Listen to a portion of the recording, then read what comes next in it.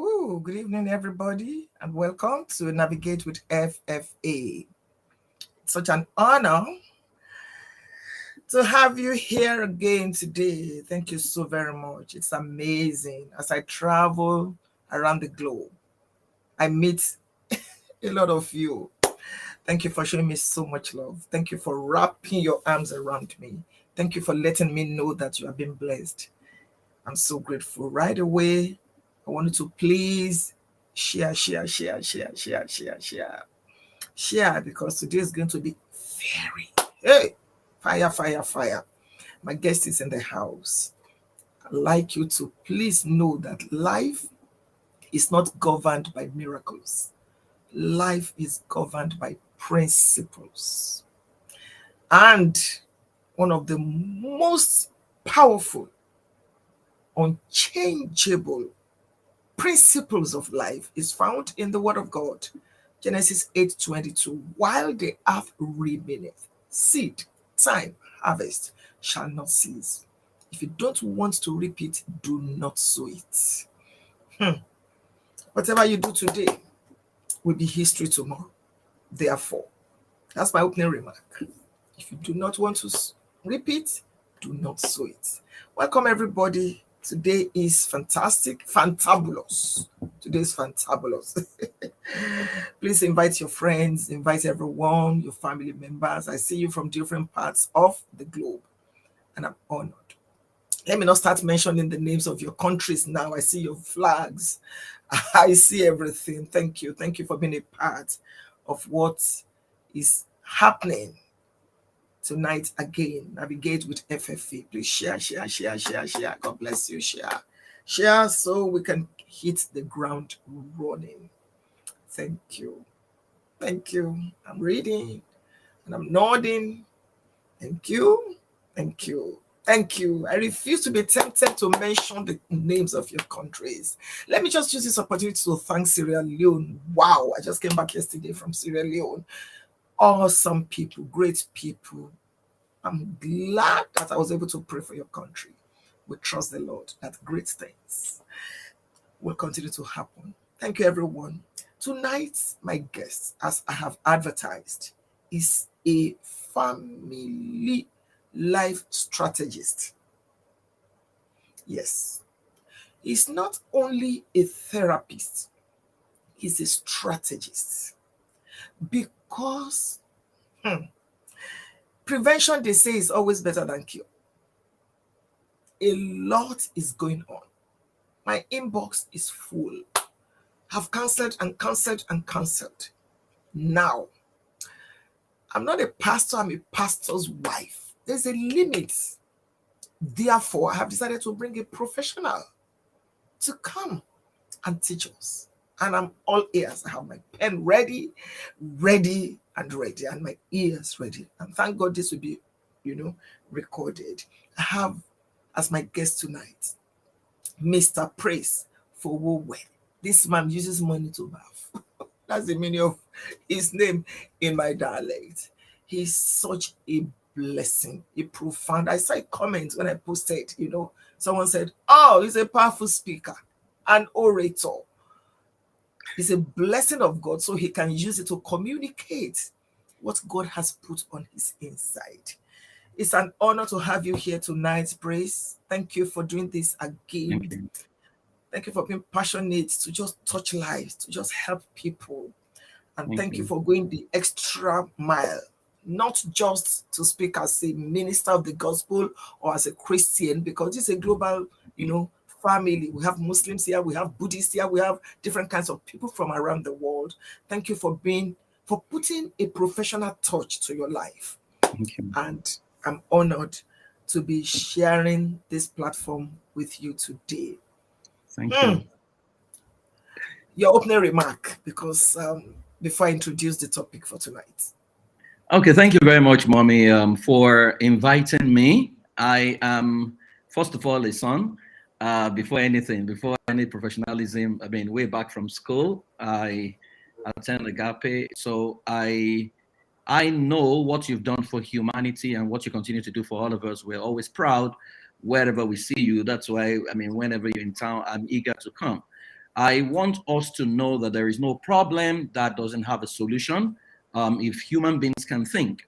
As Africans, I know that we pray a lot, and I pray, but I think we need to add a lot of thinking because, like Mommy rightly said, many things are preventable. And that's why I say that they say love is blind, but I say that love must now hire binoculars so that you can see from afar. Because if you're blind, you can be blinded into what you didn't bargain for. But there is always a way out if you can find the right professional to work with. So don't feel hopeless or helpless. Help is here.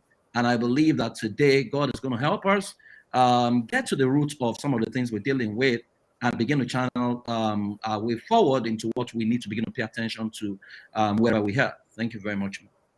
Thank you. Powerful, powerful opening remark. Ooh, adultery is one word people don't want to hear in marriage or in the world. Hey, no, in Jesus' name, I bind. Really? Today we're going to shatter the tables. I mean, really shatter. And then praise will now help us to and teach us how to rebuild adultery, causes, prevention, and healing. The floor is yours, praise, and I'm not going to interrupt because I also want to learn. If there's any question, whether online or I have it, I'll jot it down. Or for the next one out there about, the floor is yours. Please go ahead. Thank you very much for the opportunity to be sharing with people today. So I am going to be sharing this. I've put up a slide so that it's easy for me to be able to effectively moderate this and share within the time frame, because this is one subject that I have been researching in the last 5 years of my life, and I'm trying to understand why people do what they do, and I'm trying to look at it from a dispassionate perspective without any bias in my mind. So I want you all to, take the posture of a student who is willing to learn, because some things may not go the way you have been taught, right? But open your mind a little bit. And I tell you that the best part of the message is the final slide, which was the research we did in 2018. And I'll tell you what exactly that research shows. Now, when we mention the subject of adultery, I do premarital counseling for people regularly. And one of the questions I ask is, what happens if one of you cheats on each other? And usually what I hear is, over my dead body, it will not happen. It must not happen, right? And so I smile when they say that, because I always say to people that I would rather prepare for the worst and expect the best than prepare for the best and the worst now begins to happen. That oftentimes we do not like to be truthful to ourselves and understand the tendency that is a human tendency, right? And so I always say that adultery is not an African affair, it's a global affair. Gone are the days when people would say, oh, it's Africans who do this. No, I work and I practice in the United States of America, and I can tell you, a whole lot that is happening even here. Now, so I am going to be explaining a few thoughts with us. And I love to start with my fundamental thoughts. Please, admin, if you can help me with my slides, that would be fantastic. Now, I love this scripture. And it's a scripture that governs my practice. That's why oftentimes when a problem occurs in Nigeria or any part of the world, my first default is to keep quiet and not take any sides, because I am not professionally permitted to take sides, because I'm standing between the living and the dead, right? And so in the book of Isaiah, it was talking about Christ, and it says, a broken reed, it will not break, and a smoking flax, it will not quench. Now that's two-sided. How can you say don't break a broken reed and don't quench a smoking flask? It's almost as if you are biased. It's almost as if you are not taking a position, right? And I see Mommy Adejumo do that consistently, where she just wants to help. And people think that you are compromised because you want to help. Truth is, we all have different areas we struggle with. So what I see consistently is the person who lies feels sad about his lie until he meets the thief. The moment he meets the thief, he begins to say, oh, wow, I am just lying. I'm better than this thief. The thief feels bad until he meets the person who is dealing with sexuality issues, right? And say, oh, wow, me, I'm just still, you know, at least I'm not fornicating. That one feels bad until he meets another person who has a bigger issue. And that's the way our world is framed, that we treat ourselves with empathy, but we don't mind treating others with judgment. And so I am not going to stand here and take a position that is judgmental because of my background and where I'm coming from. I mean, if you know my story, it's all over the media. I talk about it all the time. I know exactly what it took to get me here. I know the seasons of rising and falling over the years, you know, and how consistently, I mean, when I used to be on campus, before I got saved, and I used to deal with sex addiction. And I remember even after I got saved, and I had to tell God severally, God, kill me if I do this again. And before I knew it, 48 hours, I was back doing it. So I am naturally trained and I'm naturally built to empathize with people, to understand what they are doing. So when things happen, you can look at it and say, what is it doing? If all you are focused on is word, what will come out is judgment. But if you are focused on why and how, why takes you to the root cause, how shows you the pattern that is responsible for that behavior, because there's a pattern to everything you're doing. They say there's a method to every madness. So there is a pattern to whatever you're doing. Unfortunately, not many of us can see the pattern. Not many of us can see the issues, but I am trained as a professional to see exactly what is going on. I mean, if you can keep my slide permanently in there, that would be better for me, right? So that I can move as fast as I can. Now, you need to understand a bit of things when we talk about adultery, and I'm going to be sharing a couple of fundamental truths. And I love the fact that when a woman was brought to Jesus and they say the law says let us kill him or kill her, Jesus did not say, I mean, if he had said he that has not committed adultery cast the stone, she would have been dead. But he took it a notch higher, that he that is without sin cast the stone. Now, I am not going to be addressing this matter on behalf of those who are not ready to change, because I know there's a group of people who don't even see anything wrong with anything again. They have signed. Those are not the people I'm talking about. I'm talking about those are the people who are struggling and they want help. Now, so I'll share a couple of fundamental truths. Number one, adultery is very real. Very, very real. In fact, it's closer than you can imagine. And I'm going to be sharing data with you that shows exactly what is happening across the globe. Number two, adultery is preventable, but when it happens, there is a way out. You can prevent it. The default is not for you to even get into adultery, especially for those of you who get married into one man, one woman.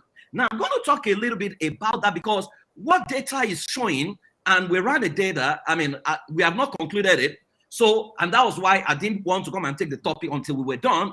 But one of the things we began to find out is there are so many people who believe in polygamy, but they are getting into monogamy simply because of what people would say. And I'm going to talk about that because of what people would say, we have not created an environment where people are very honest with themselves. The truth is, if a guy wants to marry a woman today, and he says to the woman, as I want to marry you, I am going to marry 4 other women, right? If there is full disclosure, then it becomes a choice to get into that relationship. And that is a possibility. I know there are so many cultures where that happens. I'm going to show you from data. In fact, there are cultures today on the planet, and it's been for years, where a woman can actually tell a man she wants to get married to that. You know what I am going to do, practice polyandry. So which means I'm going to have like 4 husbands. If there is full disclosure, it prevents many of the things we are dealing with, right? So it's preventable, but when it happens, there's always a way out. Number 3, adultery doesn't just happen. There are several factors at work that we may need to pay attention to beyond what we think is right and wrong. Many of us live in the realm of right and wrong, but I can tell you there are a bit of a step higher called peace and progress. So in my work and in my observation and research, I have discovered that when adultery happens, it's so easy for people to say, oh, you know, it's because it's a non-Christian, it's because, you know, it's carnal, it's because it's not a believer. But we know believers who are dealing with this, who are struggling. We know people who teach, who are dealing with this, right? And so you cannot say it's not because they are praying or because they are not reading their Bible. They are reading the Bible, they know the truth. You know, there is what we call learned helplessness. Learned helplessness is a situation where you hate what is being done to you, but you can't stop it. I'll give you an example. There's a lady who told me that she was, she was in the bus one day in Nigeria, and a guy actually stretched his hand and began to fondle her breast. Right. She hated what the guy was doing. She wanted to kill him, but she said she couldn't. She couldn't even say anything. Now, somebody would have looked at that lady and say she was enjoying it. No, she was in a state of learned helplessness where she's been totally programmed and scripted to enjoy what she ate and not being able to stop it. So it's beyond right and wrong. And that's why not every lady you see out there that you say is sleeping around is a flirt or something like that. There is more. In my days of working with commercial sex workers in Nigeria, that was the first job I did from school, 300 of them. I see this girl sleep with 11 men every day to break even. And I knew firsthand from the field that the reason for prostitution is not just economic gain. It's not just poverty. Because for somebody to spread a lapse for 11 men every day, it means that something has gone wrong with her identity, which means she doesn't exist and people think she exists because she can still talk. So our identity has been stolen. And when I got deeper into working with those girls, over 300 of them, I never met one who was not sexually molested as a child. So which means, because one of the advanced effects of abuse is that you stop seeing yourself as a being that must be respected. You start seeing yourself as a thing that must be used. Now, next, adultery is one of the leading causes for separation and divorce among couples globally. In fact, data shows that very, very few people will forgive adultery fully, even in their process of coming together, right? And I'm going to show you that shortly. Now, however, I must say this, there is no known data to show that men cheat more than women. What has happened is that men cheating is more reported than women cheating, because a lot of women actually cheat. In fact, latest data globally puts it at 60-40. There are some that put it at 50-50. In fact, there is a new data that says that 60% for women and 40% for men. I don't know where they got that from, but it's almost like very, very, very close. So adultery is a human problem. It's not a particular gender problem, right? Now, adultery is what happens when there's physical contact. So I need to help you understand that there's a difference between adultery and infidelity, even though we use both together. Now, I was talking to one of my lawyers, yesterday while preparing for this session. And she said to me that, Praise, do you know that adultery is very difficult to prove in court? That if you take adultery case to court, they will need to check whether there is camera, whether you have pictures, whether you have images, and blah, blah, blah, blah. But inside, infidelity is different. Now, I knew that there's a difference because adultery, if you check all the definition for adultery, all they talk about is sexual intercourse. But we know that sometimes it's not sexual intercourse, and that is infidelity. Now, infidelity, infidelity, on the other, is what happens when there is either physical or emotional contact. Now, so if you take adultery case to court, for example, right, you need to understand that you will need to do a lot of proving, but if it's infidelity, it involves both. Now, interesting thing is, if we talk about adultery as sexual intercourse alone, now, and we say, oh, this is cheating on me with that, because we're always looking for another woman. But in some cases, there is no woman at all. It can be cheating with girls online who don't even know him through pornography, right? In fact, it can be, or she can be practicing exhibitionism, right? And so there are many things happening that is on your blind spot that you don't even consider as cheating. So people are looking for, who is that girl? Who is that man? What it may be or she may be dealing with may be more lethal than even a human being, right? So follow me carefully on this journey. So what is adultery really? Adultery is defined, check all definitions, they're all the same. Now, I have a bit of a challenge with their definitions, then I'm going to tell you what Jesus said. Adultery is extramarital sex that is considered objectionable on social, religious, moral, and legal grounds. And that's why you would see people who are non-Christians, will be caught on cheating, adultery, globally at some level of positions across the world in developed countries, and they have to resign. Right? I know that in Africa, nobody resigns. Nobody resigns. In fact, people will say, Okurimeta, but in some parts of the world, I mean, there was a coach who was found to be having an affair. He was forced to, he had to, in fact, it wasn't forced. He had to resign, right? So it means that it's not just a spiritual matter. It's also a legal, social, and moral issues. Now, if you check an interesting thing is, when I'm doing my research, I try to look for the etymology of every word I'm using. Now, the interesting thing about the word adultery, right, is the French word adultery, which evolved from the Latin word adulterare. Now, what does it mean? It actually means to corrupt. The verb adulterate, to debase, or to make impure by adding inferior material or element. That's so profound that you make inferior what is authentic by adding some other element. And I think this is so profound. I mean, in my study, when I saw this, I was like, oh, wow, this is even deeper than I thought. So if you have something that is good that is going on, and you now add something to it, and that's why maybe usually when you observe the people are cheating with or something, they are not as good oftentimes as their spouses or something like that, right? So, so adultery and infidelity are not the same. I mentioned that. While adultery is purely sexual contact, infidelity can be physical or emotional. The limitation of this definition, however, all the definitions I've been given for infidelity and adultery is that it does not cover self-service. Self-service is people can be cheating, with themselves. And I've seen that in practice where this person says, I don't want my spouse to touch me. I am comfortable touching myself. Now, that is part of cheating, but that will not be classified as adultery. In fact, you just say she's shut down. Meanwhile, she's doing self-service. She's defrauding a spouse of a body, or is defrauding the spouse of a body. In fact, I know cases where a lady told her husband, I know you're a Christian, you want to make heaven, and you're not going to make heaven. You are not going to cheat on me. So every year, at the beginning of the year, she calls the husband and says, can you pick your 3 days for the year? Right? So pick your 3 days for the year, because sex is just going to be 3 days this year. And that is how they've lived for 14 years. The guy one day was screaming and just had to talk to me. Right? And so you have people who are living in hell. So when you see certain things happen, don't listen to one side of the story. There are so many dimensions to the story, and I will share some of those stories with you as time permits us. So there are other forms of sexual perversion. There are people cheating with exhibitionism. Is a sexual perversion where somebody is in love with the briefs or the underwears of another gender. Right? And so somebody can be cheating with somebody else's panties, and you are looking for a woman. So there is no chat, there is no phone calls, because there's no phone call to the pants. There is no, and so you are thinking, oh, what's going on in this relationship? Meanwhile, that person is already having an affair with something else. Some people having an affair with their work. Some people having an affair, emotional affair with even their leaders and what have you, right?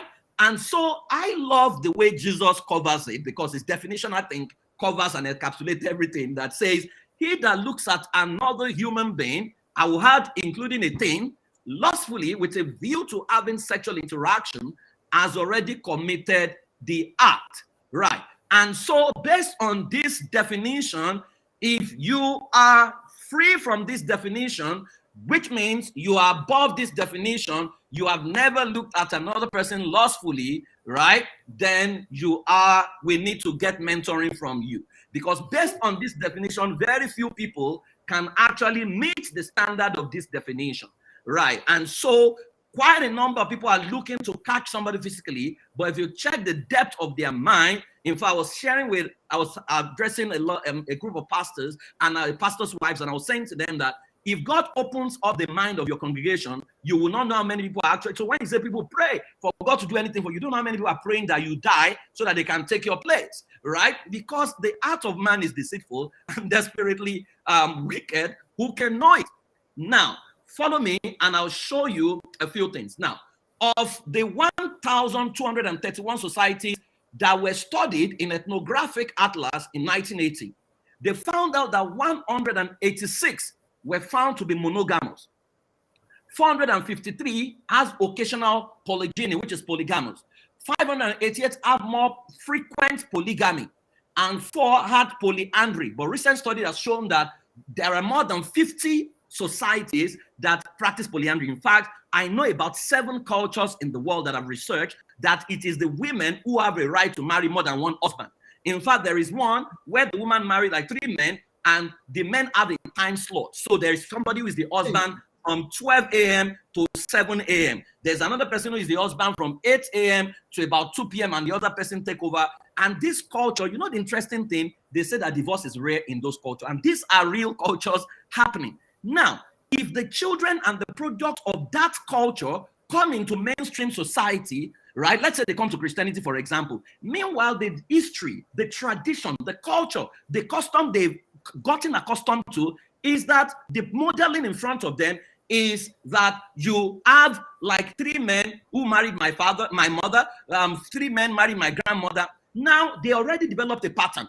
Now, when that person comes into Christianity or comes into a society that monogamy is promoted, and you now say, be faithful to one man, and so you find her in the relationship leaning towards 2 other men, you know, and you say, oh, she's cheating. If you don't understand our history, you will not understand where this person is coming from. And so we observe matters from a narrow perspective. Now, if you check further, it says close to 3/4 of men and women, then 2/3 of women admit that they will sleep with someone else if it was guaranteed that they will never get caught, which means 74% of men and 68% of women admit they will cheat if it was guaranteed they will never get caught. Now, so it means that there are people who may actually cheat, but the only reason they are not cheating is that they are likely going to get caught. Now, over the past 20 years, the rate of infidelity among women increased by 40%. Right. Now, if you check this data, the question you should be asking yourself is, could there be something historical about adultery that we have not paid attention to? Right? Keep that at the back of your mind, because when I get to why people commit adultery, I will break this down a little bit further. Now, 43.7% of cheating women and 22% of cheating men have cheated on their spouses with someone they both know. So it means that adultery can be happening, but it's on your blind spot. So while you are looking for one woman that you don't know, the person, the culprit might be somebody very close to you, right? And so in counseling, we have figured that out and we've confirmed that consistently. 72.1% of cheated males cheated in a one-night stand, with only 53.1% of cheating women cheated by having one-night stand. And you can go on and on. Now, based on this data, on this slide, could there be something in our blind spot, and there be underlying issues beyond stated data, right? Because if you check the reasons these people are giving as surface reasons, there are deeper reasons that we have not started talking about, and we are going to talk about it today. So I'm not going to rush. If we can't finish today, we'll continue next week. Right. Now, 54.5% of respondents went through breakup not long after admitting their infidelity to their spouse. Now, look at this. This is one of the reasons a lot of people do not own up or do not tell, because data support that many people never recover once they own up. Right. So 54.4% of respondents went through breakup not long after admitting. 30% reported that they tried to stay together, but they still broke up eventually. Only 15.6% of respondents confirmed that they were still together with their partners or spouses at the time of the study. And this was a study of 2,000 people. Right. Now, the question here is, could unequal yoke have been responsible, or could this have been prevented with the right for you to understand something in premarital counseling? There are new psychometry that can reveal tendencies. Unfortunately, because I'm glad my last trip to Nigeria, we worked with Lagos State government. Now premarital counseling is made compulsory in Lagos, and all the curriculum they are using, I designed the curriculum, by the way. Now, in other societies beyond Lagos and Nigeria and beyond other African countries, you don't have the luxury of that.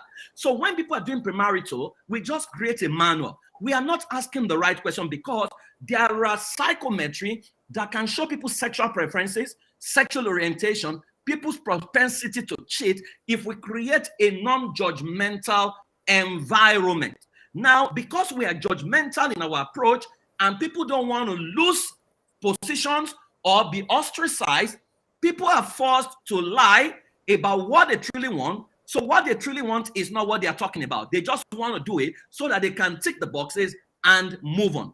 Because consistently, you are finding out that people who prefer one spouses are getting married to people who want multiple people, right? And that is a major issue that we need to pay attention to. Now, I looked up top 12 countries with the highest infidelity rate in the world as at 2022, based on World Population Review, right?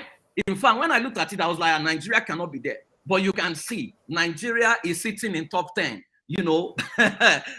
So we are, even though we are not at the same development as China and United States, but when it comes to infidelity, we rank high. Now, let me tell you something that should worry all of you listening to me. You see, if you think we are dealing with infidelity right now, what we are dealing with is introduction. The generation coming after us, and I charge you today, go online and go and check the content creation of African children on TikTok. I studied 100 videos on TikTok in the last 3 weeks. 100. 97 of those 100 had to do with, I want to fuck, I want to have sex, I want to do, I will shift your bed, I will do this and that. Every 97 out of 100 was sex in nature. I had to begin to ask is there a funding for shooting sexually oriented skits? And guess what? If you check the views, you will find a minimum of 5,000 views, right? So, and when you now look for maybe a message or an inspirational session on TikTok, you will find 4 views, you will find 5 views. But once he has sex, and a lot, these young people, I'm asking, where are their parents? Who are their parents? Now, that generation don't even believe that there is more to sex than physical contact. In fact, there is a likelihood that their bestie in that generation is a sexual partner. So when somebody say, my bestie, you would think it's best friendship, but in that generation is tougher and is deeper than what we're dealing with, right? So if you check the top 5 reasons people have been tempted to cheat or have cheated on their spouses, they did a survey between US and European men, right? If you check the European, the US women, the number 1 thing is my partner stop paying attention to me. Now, somebody can say that's too mundane. How can you cheat because somebody stop paying attention to you? Now, when you understand the dynamics of love language and love code, you will understand that it's not as if this woman went out to say, I'm going to cheat. But when there is an emptiness, a void within her, and she didn't know how to handle it, and somebody else was filling that void, she will begin to give her body to retain the feeling of the presence of that person. And I'll give you a story I handled. There was a case I handled where the lady said her husband was cheating. Now, and she was ready for divorce. Now, when I started working with the two of them, the guy said that I just did a historical analysis, which is what we do in therapy. We want to know what has happened in the past. And guess what we found out? I found out that this guy, when his mother was alive, his mother died when he was 9. His mother always slept beside him and would cuddle him to bed every night. From the time the mother died, nobody did that. So there was that void. At the age of 11, his auntie came home, and the father said, oh, sleep on his bed. At night, the boy tried to cuddle the auntie, and the auntie stood up and shouted that the boy wanted to rape her, right? The father beat the boy and blah, blah, blah. So he suppressed these things. Now, he got saved, and he started working in a telecoms company in Nigeria. He was good-looking guy. Every time he dressed up, the girls at the customer service would talk about how good he was. And so they would hug him and blah, blah. So he started visiting them to receive a hug. Now he told me himself that, Praise, I didn't go out to have sex. I just wanted to, I felt something was missing. Of course, because we don't do grief therapy. So I understand what he's talking about, because nobody did grief therapy when his mother died. Now, so he went back there and he continued to receive a hug. And after a while, the girls wanted more. So he began to give sex to receive a hug. Now, by the time I troubleshot the wife to say, what's going on? And the wife actually told me that the role she had to play was that she never liked sex. So why did you marry? Why don't you like sex? Then we found out at the age of 12, she was raped. And so every time sex was going to happen, and now she had not gone through healing. She was born again, she had not gone through healing. Every time sex is about to happen, she remembers the rape. And she shuts down. Now, these are critical issues that we do not pay attention. But you can look at the two of them and say, oh, God, this guy is the this and that. And by the time we did a healing process, the two of them are married and they're still doing well right now. So if you look at this data, you will see that the men, more like it's about attraction, is about attention. For the women, it's more about somebody paying attention to them and things like that. So you can see the difference between American men and European men. Now, if you go ahead in this, and they ask the question, how did people meet the person with whom they cheated or were tempted to cheat, right? You can see the friendship was number one.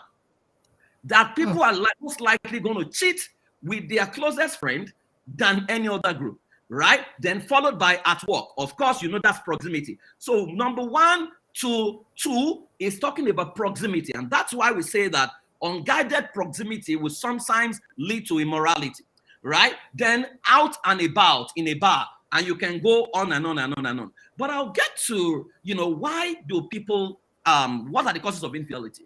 Now, number 1 is what I found, and I call it cultural intimidation, right? What does cultural intimidation mean? If you go to Nigeria today, there are 3 types of marriages in Nigeria. Number 1 is customary. Number 2 is civil. Number 3 is Sharia. Now, between those 2, the only one that promotes one man, one woman is civil. In fact, even when it comes to civil, I know a state in Nigeria, and I won't mention the name of the state, that adultery or polygamy is not a crime, right? It's in their law, but the public is not aware. Because when that case, it was secretly sickened into their state assembly, and it was passed into law, and many of the people who are praying on, are not aware that was going on. Now, so if you take that to court, you may not even win, as it were. Now, but what is this saying? What this is saying is, and I mentioned it earlier on, that there may be people who wants to marry 5 wives, right? Can we give room for them to promote full disclosure, so that when you are going to ask the lady out, you say to the lady, you know what, I am going to marry 5 wives, so will you still marry me? If the lady decides to marry, she knows what she's getting into. I worked with a couple, with a polygamous, my first polygamous client before I left Nigeria. It took me 2 years. There was so much fight, so much, but we were able to stabilize because we look for the collective interest of everyone, right? And we were able to move that into a vision. And before you know it, somebody say knows the state. Before you know it, we were able to stem the tide. Right. So it's a possibility, but can there be full disclosure? If you are a lady, you want to marry 3 husbands, you may want to give full disclosure to say, this is my leading. So, but what has happened is, I think with colonization and with the advent of maybe Christianity, because when I was growing up, actually, I grew up in the Anglican church. And in the Anglican church, when I was growing up, you could see the Baba Ijo with 3 wives. You could see the Balogun Ijo with 4 wives. And it was not a problem, right? My grandfather had like maybe 13 wives or something. In fact, my mom's family is one of the most united family that are found in the world.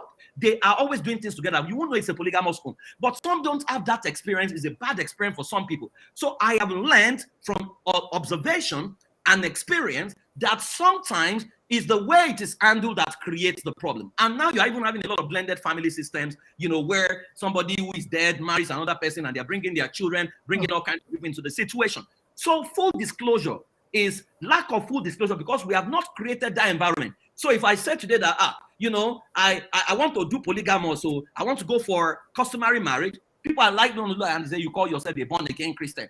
So you are forcing that guy to suppress his desire. So he's going to pretend that he's monogamous, and so that you guys will leave him, but he's going to be doing things secretly. Let me say something to you that will shock you. So I was talking to a lawyer who prepares will, and he was talking to, I said to him, confidentially, can you tell me what a trend you are finding?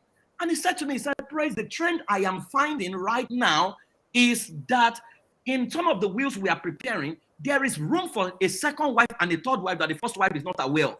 That is only going to be brought to fore when the man is dead. Right. So why are we deceiving ourselves and deceiving people? Why don't we allow people who want to do polygamy to do polygamy? And it's a pragmatic, suggestion. I know people won't like it, but I'm a very realistic person. It's better when you are upfront to say to a lady, I'm going to marry 5 wives. So let her now take a decision that she wants to be with you or not. Right? Than to say, it's one man, we are both born again, one man, one woman, but you are everywhere. Number 2 is background patterns and wrong handling. Abuse. Many people come into marriage and they have not healed. In fact, there is a model we call user's manual. User's manual is a document that states exactly who you truly are. In fact, it's shocking. A church invited us to come and do users manual for all their couples. And we did this users manual for couples who were married. Guess what? By the time we asked them to exchange it, many couples were shocked that they were discovering their spouses for the first time ever. Because your users manual reveals who you are, it reveals your attributes, it reveals your leaning, it reveals your fantasies, it reveals your deal breakers, right? Many people didn't know that their spouses are deal breaker.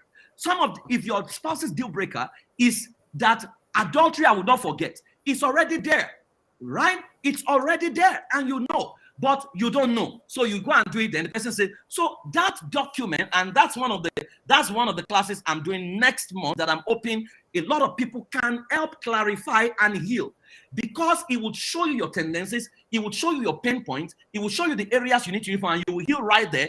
Then you will now know, based on who you are, if you are still single, who you should never marry, who you should marry. And if you are married, you can literally share your user's manual with your spouses and say, this is me. This is how I recover from hurt. Because a lot of people are in trauma, but they are getting married. On some people, we always look for something to fill the gap in their life. So that's why people smoke. That's why people drink. That's why, in fact, a lot of people who cheat, there is an emptiness. The same way somebody is smoking is the way they are using that to fill the emptiness that exists within. So some people are dealing with addiction. Sex addiction is an uncontrollable compulsive appetite for a sexual activity that keeps reoccurring. So you have people who come into marriage with sex addiction. The woman they want to marry knows that when we were dating, we were consistently having sex.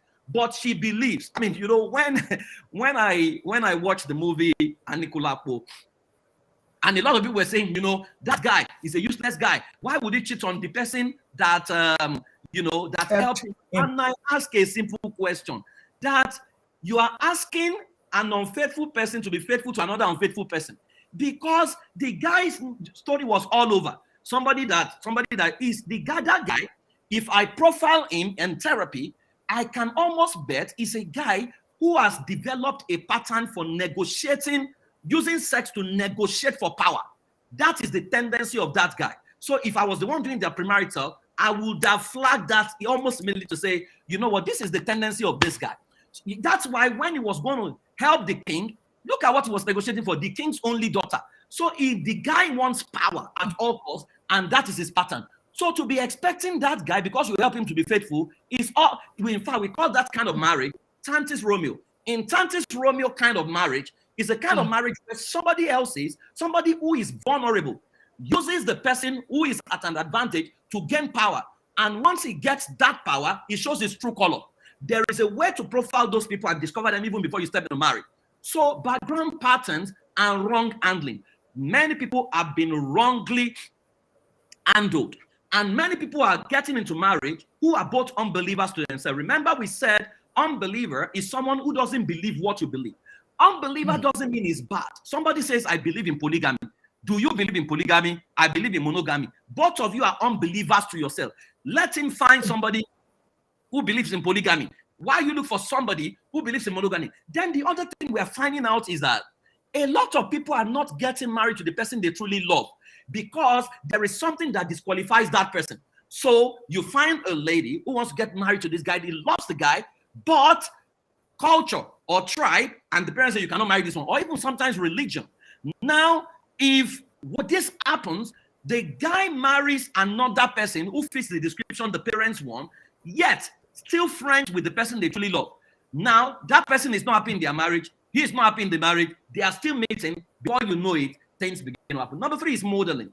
Modeling talks about association, observation, and friendship. I mean, I know a lot of people in therapy who said to me, Praise, I never even thought of cheating until I found out that my leader was, everywhere, and they will mention this leader, that leader, that leader, that leader, and I felt, okay, there must be something here, provided you don't get caught. So modeling is another reason. Number 4 is trauma and pressure. Now, when we say to a woman in Africa, because now they are talking about DNA, and they are discovering that many people go for DNA, it's been found out that the child they think is their child is not their child. Now, and so what we try to do is we blame the women. We try to say she's a cheat, she's a useless woman, but we forget the pressure the mother-in-laws and the family subject that woman to. One of the things I don't like in Christianity is when we want to pray for people believing God for the fruit of the womb. We bring the women out. Are they going to impregnate themselves? Why are the men not coming out with them? Is it, in fact, in some cases, it's not the woman that is barren, it's the man that is sterile. But the sterile person sits in the auditorium, we now say she's a barren woman. Now, because we have also said that, a child is a cloth that covers you. That's the philosophy of the Yoruba race when it comes to a child, right? So if you say a child is a cloth that covers you, it means women who have no child are naked. So a lot of women, if I put myself in their position, they will do everything and anything to have a child, whether through cook or nail, right? And when you find that out, you will now say they cheated. But we don't consider the pressure we put them through. You know what it means for them to go for meetings and everybody can say, my mommy, and you say, they even try to play with some people's children and say, please leave my child. Do you know what they go through, right? So pressure and trauma, people are searching for meaning. People are searching for relevance, quest to avenge, pain by their spouses. I know some women in therapy who had to say to me that, praise, my husband was sick. He was going to die, and I needed to pay hospital bills. I couldn't. The person who offered to pay was asking for sex. I had to do it. Now, how do I tell that man that? Now, what you don't know is that woman literally died for the other person to live, right? But we'll classify that and we'll say we can't forgive that as well. Number 5 is coping mechanism. I work with a lady who, step out of marriage to sleep with someone else. Now, this lady, the first thing I do for my clients is to run an assessment. When I ran a personality assessment, she belonged to that personality that it's very rare for them to cheat. They usually will not cheat. We call them systematic faults. Systematic faults are perfectionists. They can't even share their body with someone else normally. So even in marriage, for them to open their body for their husband is a problem. So I was shocked. I said, this is unlike you. What exactly is going on here? Then I asked a question. Were you depressed at the point this happened? She said, praise, I was actually going to commit suicide the day this thing happened, right? That I didn't even know the guy. I just met him. I was going to kill myself. And maybe she was going to kill herself. Her husband was not aware. So she met the guy. The guy talked her out of it and blah, blah, blah, blah, blah. And she started crying and one thing led to the other. They had sex. And she said, praise, it never repeated itself, But so somebody's going to look at that and say, stone her. But you know what I found out? I asked her, what did that do to you when you did it? She said, praise, when I did it, even though it may be wrong, said I had another reason to leave. I was shocked because sometimes in therapy, I'm also learning new things. I said, really? And I have no reason to doubt her. Now, somebody who sits on the eye also may not believe this, but these are the stories I am finding. So coping mechanism, depression, pain, sexual, some people is because of sexual dissatisfaction. In fact, I was handling a case and the guy was already having, and that's why we need to normalize normal discussion. There are guys who have no libido with their spouses, right? No erection with their spouses, but when they go out, the erection is standing.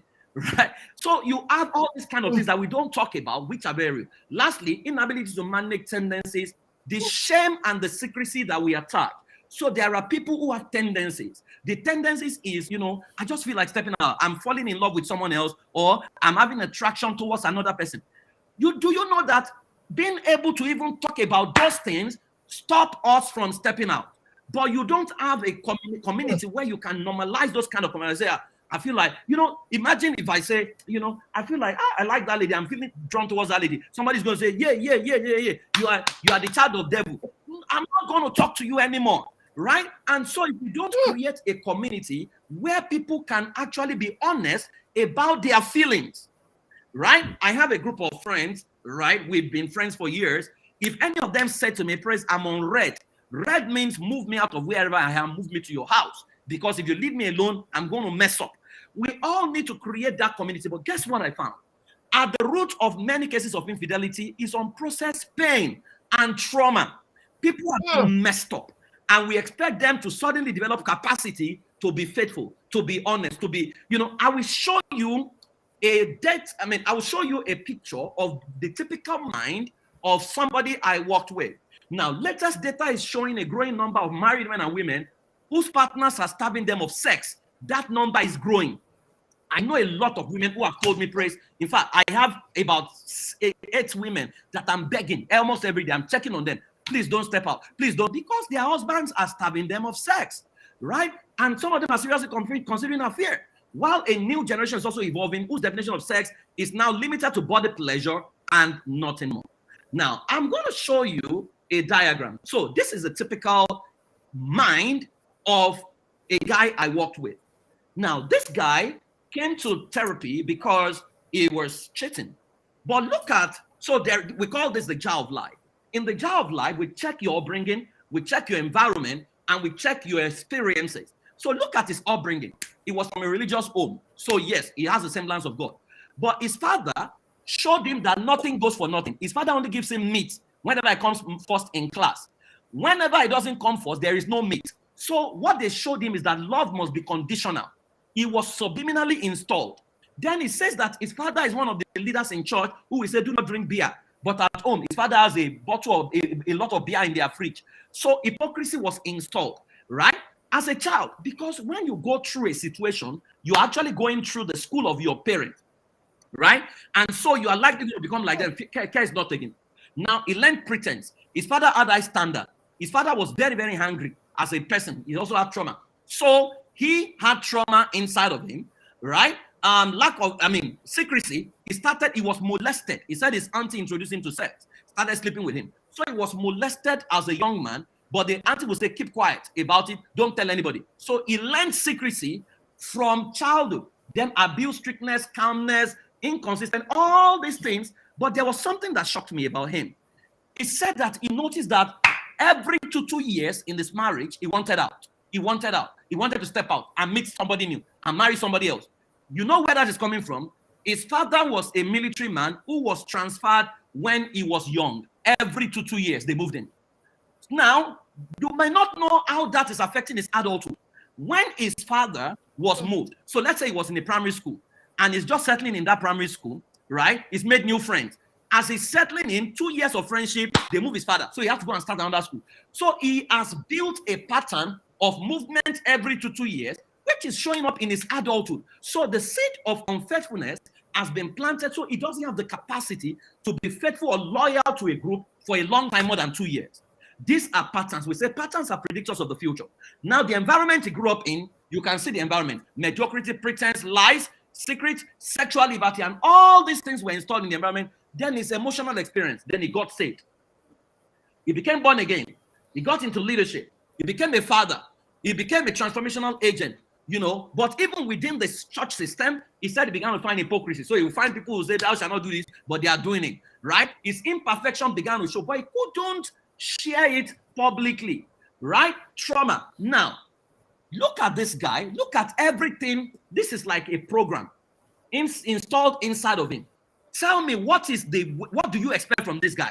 Suddenly, because he's saved, we expect him to now be perfect, to now be faithful. What out of all this? So when Paul says, I see some other members warring within me, the things I want to do are not the things I do. This is what he's talking about. So when he says, be transformed by the renewal of your mind, what he's talking about is be transformed by uninstalling your self-sabotaging patterns.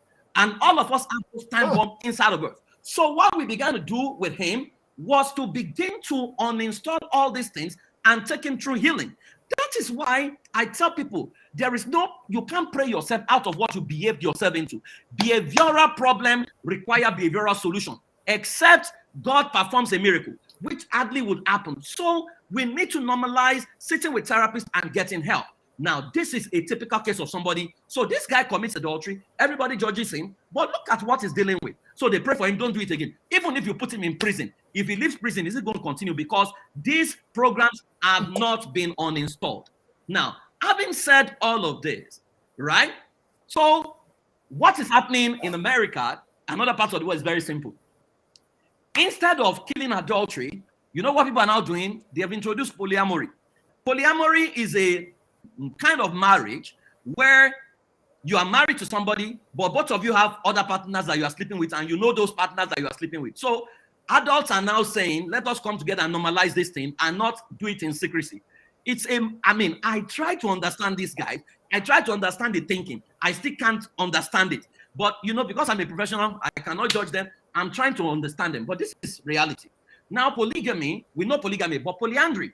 In fact, in my research, I found out that till 1968, polyandry was found among the Irigwe of northern Nigeria. It was outlawed in 1968. But see, for example, it was outlawed in 1968.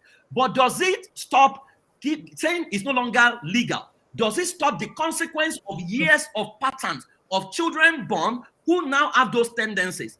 Somebody's going to marry a girl from this culture, a descendant of this culture, and you are going to expect her to be faithful, without dealing with the foundational issues that is responsible for who they have become. People don't fall down for heaven. People are products of their experience. They are products of their upbringing, the environment, and significant emotional experience. The Tibetan families, they practice polyandry, and the Boros in South America. Now, let me tidy this up a little bit by showing you the infidelity triad. There are 3 people involved, or 3 cycles in infidelity. 1, you have the culprit. 2, you have the cheated. 3, you have the accomplice.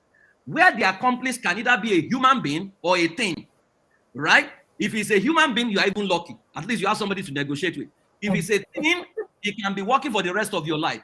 If it's an animal, it's also a problem, because animal is a possibility now. In fact, let me say this carefully. We notice these patterns in Nigeria. There are a group of people, we find this among men, who have leaning towards same sex. But because the Nigerian society does not permit that, they now have partners. But they now marry a lady. They are not going to sleep with her. They are going to marry and put her as wife, and not going to sleep with her because they are sleeping with somebody else, right? This is a major issue that we don't talk about. Now, there are 3-4 categories of people. There are those who see it's adultery and they want to change. I think those are the people this meeting is for. There are those who are discovering a new tendency and they don't understand what's going on. They are still confused, right? They don't know why they do what they do. There's a 3rd category of people who are dealing with addiction, but they are not aware, and that the addiction is induced by depression. Then you have the 4th category of people, those who actually want polygamy, but chose monogamy because of pressure. Now, so those are the 4 categories of people we're dealing with. But if you look at this triad, I'll tell you how to deal with each of them if you find yourself. So let me start with the cheated. If you are here, you feel your partner is cheating on you, this is like a flow chart that I would recommend you follow. 1, grieve. Grief is permitted. You are permitted to grieve. So if you say you don't feel bad, it's a problem. You are a human being. You have a right to feel bad. But number 2, detach to discover the real issue. Don't sit at the level of crying. In fact, because in some cases, you begin to blame yourself. You begin to check yourself. Am I beautiful enough? You are good enough, right? You are not necessarily the reason why somebody is cheating, right? You need to know that, except you have some remote causes. So, for example, if you have been denying it, but there's no reason at all. Even at that, right? But you need to discover the real issues. 3, get help to elicit what you truly need and do an overall audit of the cheat. Now, I need to say this. If somebody cheats on somebody and the person being cheated on says, I cannot forgive, I want out of this marriage, that person is not wrong. We need to understand this. If, however, the person says, I am going to stay, the person is not also wrong. Let us not always think that it has to be this or this. It can be this and this. There will be people who cannot do. And I tell people, if you know you can't forgive, it's better you move on than to say, I've forgiven him, but every time you are reminding him, every time he goes to work, I know you have cheated again. That is heaven, hell on earth. If you know you cannot forgive, you are correct. You can move on, right? But when you ask that question here, then the next question is, why did you get married? Hillary Clinton was asked a question that, why didn't you leave Bill Clinton when he cheated on you? And she said something I will never forget. She said, when we were both courting, we knew that we were both going to stand for elected positions at different times. He said, so when adultery happened, he said the purpose for getting married was too high that the sting of adultery could not touch it. Now, that's a personal choice, right? It may not work for you, but that is somebody, and that's why she's still married today. So why did you marry? Then, do you want to forgive, or is it a deal breaker for you? Now, if you have chosen to forgive, then you need to heal. in healing, you need to work with a professional. I cannot overemphasize that. Focus on the wins and because you see, in every difficult situation, there's a corresponding opportunity if you are going to look harder enough, right? There is an opportunity that situation is, in fact, almost every adversity is a seed for greatness, provided you can see. But many of us, we are mad at the adversity that we don't see the opportunities that surround it. Then channel the pain and don't blame yourself. Create an empowering perspective and start afresh. So we call that narrative management. Nothing means anything except the meaning you attach to it. What we do in healing is we change the meaning. Once you change the meaning and you see the bigger picture, then it becomes very difficult. Then trust again, because no one is irredeemable. There is nobody that's irredeemable. Because oftentimes we highlight adultery alone. You might be dealing with lies. You might be dealing with jealousy. Jealousy cannot be seen. It's inside of you. It may be worse than what your spouse is dealing with, but you want to kill him over his own issue, or kill her over his own issues, and what have you. Okay. Then we move to the accomplice. If you are the accomplice, maybe the side chick or the side man or the side thing, right? First thing is apologize. So break it now and fast, right? Take responsibilities and don't blame the kid. Don't blame him. He coerced me, she coerced me. Take responsibilities, right? Because you're an adult, right? Detach and own your feelings to be able to journey into your patterns and history and trigger, because there is actually a history to what happened in you.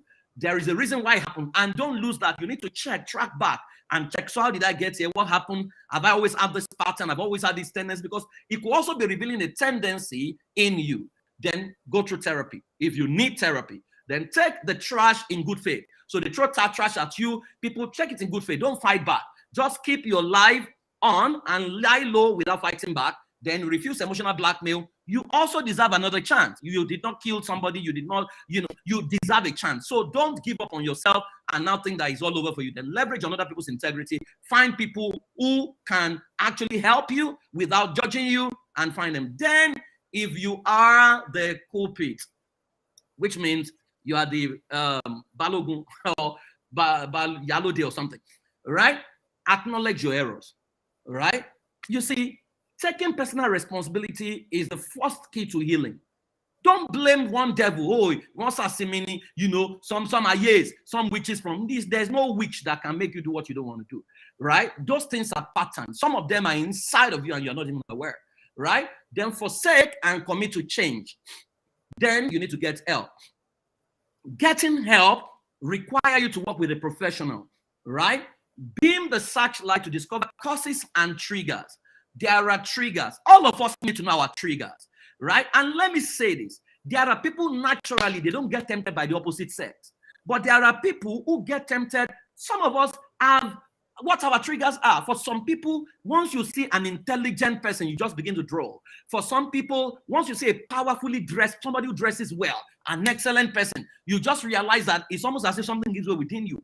You need to all know your triggers. We all have them, right? And so beam the searchlight to discover your causes and your triggers.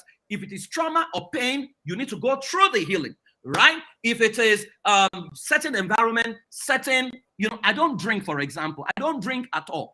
Now, if somebody asks me, they say, why don't you drink? I said, because if I don't drink, I cannot become drunk. And if I don't get drunk, I cannot lose my senses, right? So you need to understand what your triggers and what can lead you into what you don't want to do, and ensure that you pay attention then and forgive yourself. You need to forgive yourself. You see, if you have messed up or you are falling, God can rewrite your history. So don't always define yourself by your fall. There is a lot ahead of you. Then heal and change the meaning of what happened. Rebuild slowly, flip it around to help others. Now, this process is pregnant. There are sub-process, but I've just given you a flow chart to follow so that it can be in order and you can know exactly what to do. Now, I'm going to round up this in like 5 minutes. Now, the final question I'm going to ask you is, do you know you?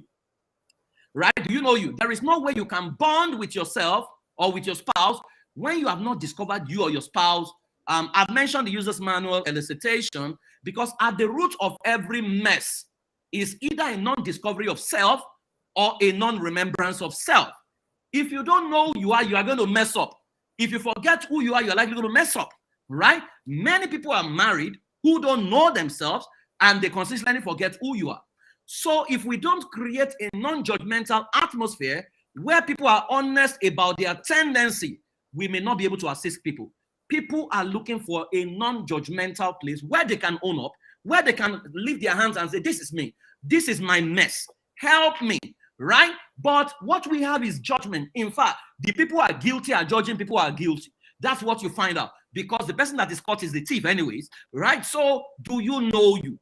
And that's why I am going to, Mommy has given me permission, I'm going to run a class on the 19th and 20th of November, right? Script your life. I've mentioned user's manual consistently in this forum, right? Do you want to create your user's manual, audit your life, heal from your trauma, and analyze your life and have a script for your life that you say, this is me, then do everything to join that class. You can use the QR code or go to, pressforwardtech.com/discovery, right? But if you can make that class, it will do a lot of good for you, because it will reveal the you to you. It will reveal your fantasies, the things you cannot share because religion will judge me. You'll be able to reveal all these things, right? So I will invite you, if you can make this, that would work for you. But let me tidy this session by the story I love so much, right? It's the story of the prodigal son.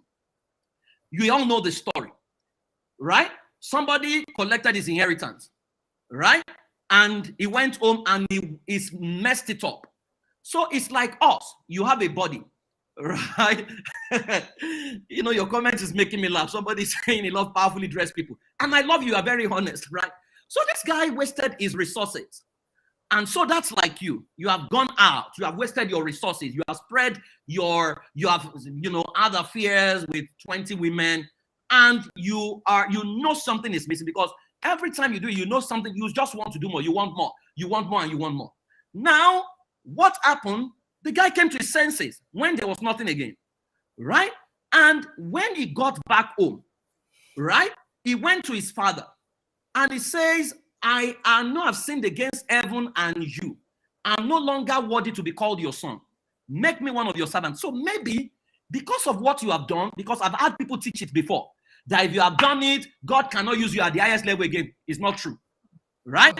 Let all men be liars and let God be true, right? So they say God cannot use you at a certain level. It's not true. They are not God. God, in fact, there are people today who are selling their mess, and God is using them at the highest level. So don't let anybody reduce you, because what the father did here was very strategic. In fact, that parable is not the parable of the prodigal son, because the Bible never, if human beings who call the prodigal son. What the father did immediately, the father knew what was wrong, that this guy forgot that is a son, is not a servant, and immediately restore him to sonship. That is what God always tries to do. He always knows you are a child in my hand.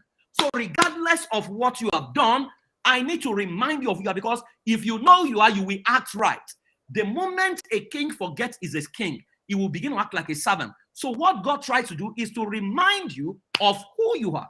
So it's a time for you to be reminded of who you are. Because as a prodigal, you need to return to your senses. You need to forgive yourself. The father is longing for your return as a prodigal. The only question is, will the spouse of the prodigal align with the father to forgive? It's a question only you can answer if you're hurting, and it's a choice to forgive, because if you check the word forgiveness, it's a grammatical construction of for and give, which means it's a gift that is given before the offense is committed. But it's your choice. And please don't let anybody bully you into forgiving immediately. Take your time, but ask yourself, would I be willing to forgive? Now, let me say my last slide and I'll say thank you to you. This was the research we carried out, and you will see the interesting aspect of humanity. We did a survey in 2018 of 150 couples in Nigeria, and 130 men and 85 women claimed they will never forgive their spouses for infidelity. This was what they said. So a lot of men who are cheating will not even forgive their own wives, and that's why it's hypocrisy. If we can, a man cheat, we say to the wife, forgive him. Then a woman cheats, then we don't say to the man, forgive her. What is good for the goose is good for the gander. I mean, we all can forgive. But guess the one that intrigued me the most? 150 out of 150 claim they will never discard their children. They will seek for peaceful mediation should their own children be involved in infidelity. So which means they will not throw away their children. They will now beg the spouse of their children, forgive, but they are not willing to forgive somebody else's child who is their wife or their husband. This is the hypocrisy of humanity. Well, I hope with these few points of mine, I've been able to help you break this down a little bit. Well, there is the process of healing, which we can't even get into. I'm hoping that you can come to class with us, but we need to understand that these are facts of life and there are ways to deal with them, and we can all heal and we can all bounce back together. Wholesome people will create a wholesome world. And that's why I believe that the destruction of the humanity starts with parenting. If we parent right and raise wholesome people who have respect for self, respect for other people, then we can raise a wholesome future where we don't have to bother about anything. And if we can all be honest with ourselves, if you want polygamy, say to the person, I want to ask you out, but I'm going to marry like 5 others, right? Don't say I'm a Christian, is one woman, one wife, then you mean what you desire. It's not out of place. You can be polygamist, you can be monogamist, you can be anything, but let there be full disclosure. Thank you very much, Mommy, for the invitation. I hope this has been helpful in my own little way. God bless you. Jesus. Praise Jesus. God will preserve you. That's all I can say tonight. This is amazing. Wow. Woo. True. Wow. Please, everybody, show him love. Show him appreciation. You see how we are clapping for you in the chat box. Jesus. Thank you. I'm just speechless. Yes, please go ahead. Thank you. You are an institution. Can you see? I'm sure you're reading. Woo! Yes, so for the first time, I lost count of time. I didn't. Oh, it's 1 hour. Thank you so much, Praise. Thank you. Please, how can people follow you? How can people register? He's a professional, and I know some of you have issues. He has told us about a program he has. I'm going to quickly check my schedule. I want to register for that event. We all need to take this to another level. So please, can you tell us more about yourself? There are couples that need help, and all that. How can they reach you? Thank you, Mommy. Aside the program in November. Well, you can shoot me a mail if you have any. Okay, I think they have it there. You can send me a mail, praise4where@gmail.com. That's my direct email. I work in the US at the moment, so feel free to, if you want private sessions, you can just send a mail to praise4where@gmail.com, and I'll respond to you. Or if it's a marital issue, we would need to first run you through assessment, because the assessment is 96% accurate. It will show us exactly what is wrong, then we can know how to build from there. But I run classes from time to time, from marriage to parenting to certification courses. Maybe you want to also become a family life coach. We do all kinds of things, but just send me a mail, then we can take it up from there. And my YouTube and IG account is being scrolled. You can follow me to know exactly what I'm up to. Thank you very much, Mommy. Thank you so very much. Please take advantage of this. What you pay for, you pay attention to. Some of you, there's too much hypocrisy. Oh, I'm a pastor. Oh, I'm a leader. Oh, I'm an imam. Oh, how can people? We have had everything today.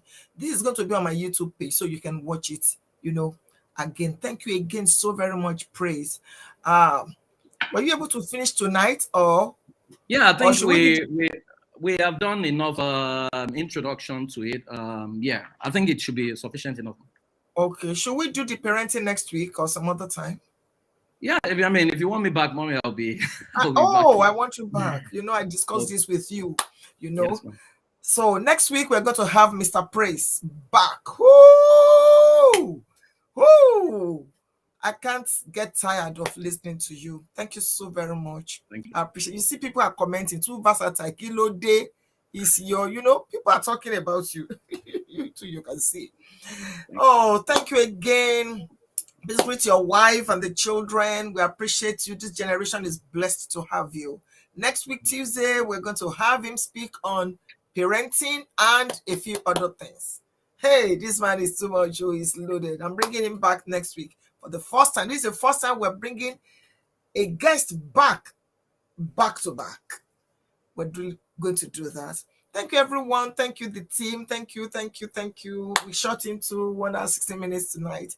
The Lord bless you all. Please have a fantastic evening and night. I'll see you next week, Tuesday, by God's grace. God bless you. Go on my website and then you see all the mentoring and coaching programs. Thank you. Bye.